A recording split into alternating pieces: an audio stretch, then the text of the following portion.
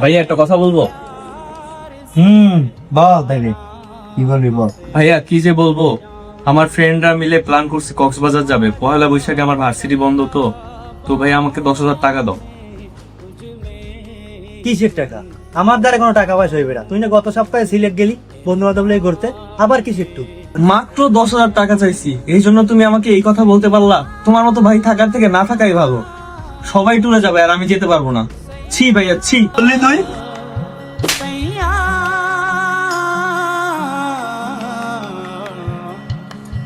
जो छूले प्यार से आराम से मर जाऊं आजा चंदा बाहों में तुझ में तुम हो जाऊं मैं तेरे नाम में हो जाऊं। কি রে বন্ধু, তুই ইমার্জেন্সি ডাকলি, কি হয়েছে?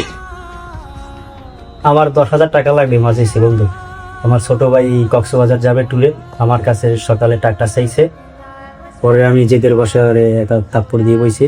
এখন আমার মন খারাপ, আর মন খারাপ হইলে আমার ভালো লাগে না। কিন্তু তুই যেভাবেই হোক আমার এই ফোনটা নিয়ে যা, আমার 10,000 টাকা দে। আমার আর ভালো লাগতেছে না, বুঝছো? কি বলছ, তোর ভাই টুরে যাবে এজন্য তুই ফোন বিক্রি করবি? এই ভাইটাই কিন্তু একসময় থাকবে না, ভাই কিন্তু একসময় শত্রু হয়ে যাবে, বুঝছো?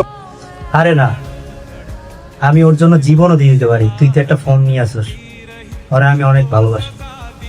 ঠিক আছে, তুই যেটা ভালো মনে করবি ওইটাই। তাহলে বিকালে তুই টাকা নিয়ে যাস। বন্ধু, যে আমার বড় উপকার করলি বন্ধু, 4 টাকা ভিতরে দিয়ে দিস। তুমি আমাকে এই কথা বলতে পারলা? তোমার মতো ভাই থাকার থেকে না থাকাই ভালো।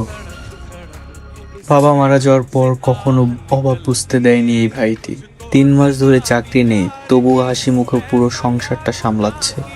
আজ আমার ট্যুরের জন্য নিজের শখের ফোনটা বিক্রি করে দিল।